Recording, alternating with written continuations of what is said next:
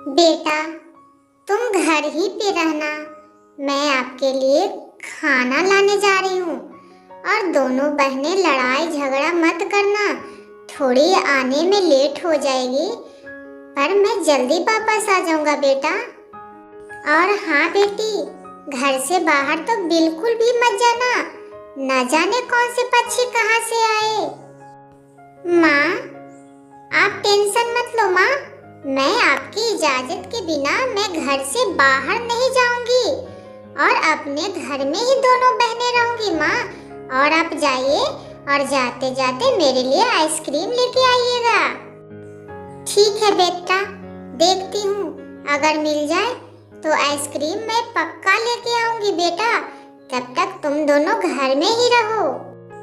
हाँ मम्मा, मेरे लिए भी लेके आना। इतना बोल के टूनी चिड़िया वहाँ से चली जाती है।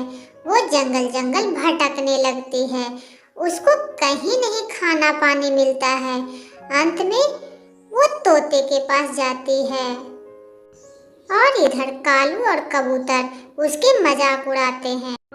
ये लो, गरीब पक्षी यहाँ भी आ गई। आज पता नहीं क्या लेने आई है इतने दिन के बाद। इतना ही नहीं, इस गरीब के तो दो दो बच्चे भी हैं, पता नहीं क्या खिलाती होगी। टूनी चिड़िया जंगल जंगल भटक रही थी, उसे कहीं नहीं दाना पानी मिलता है। अंत में वो तोते भाई के पास आती है और बोलती है, तोते भाई, हमें आपकी सहायता की जरूरत है, बोलो भाई, मेरी मदद करोगे ना भाई। तोते भाई, मेरे बच्चे 2 दिन से कुछ भी नहीं खाए हैं, मैं बहुत परेशान हूँ भाई, मेरी मदद करो। मुझे कुछ उधार पैसे दे दो भाई, मैं जल्दी ही चुका दूंगी। टूनी बहन, मेरे पास इतना नहीं है कि हम तुम्हारी मदद कर सकता हूँ, जाओ यहाँ से, मेरे पास नहीं है।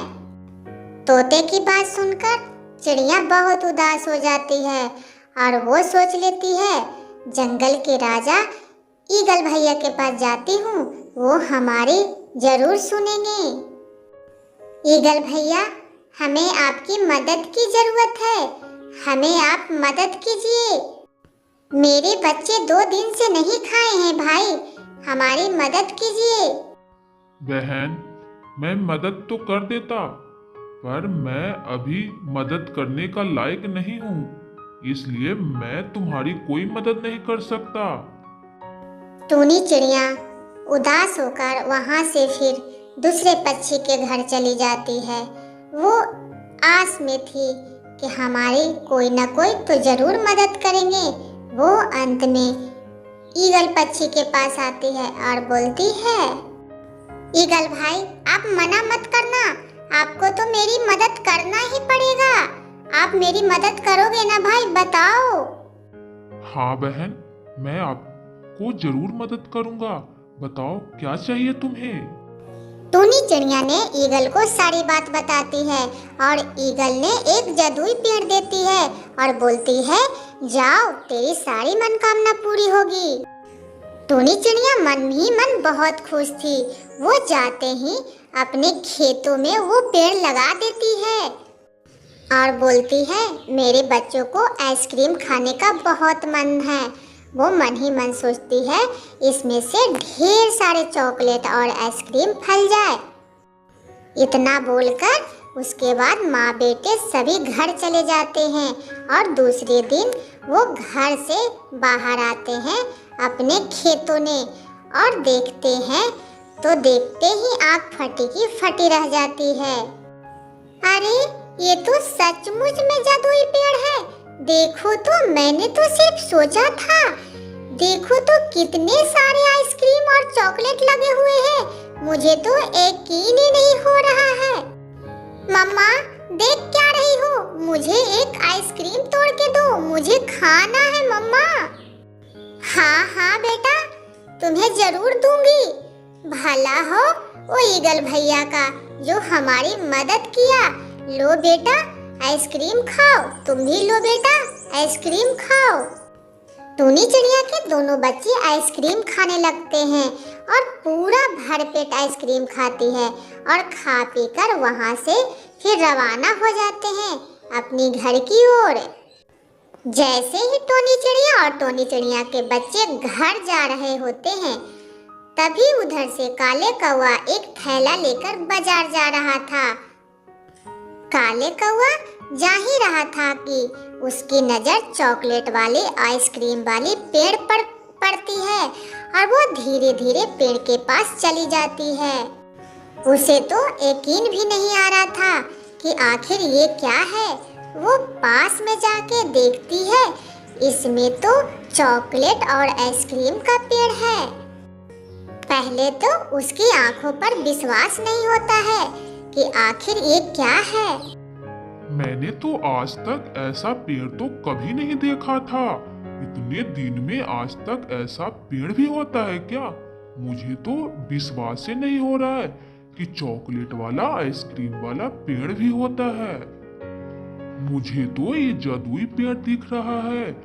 बाप रे, इतना सारा चॉकलेट आइसक्रीम है।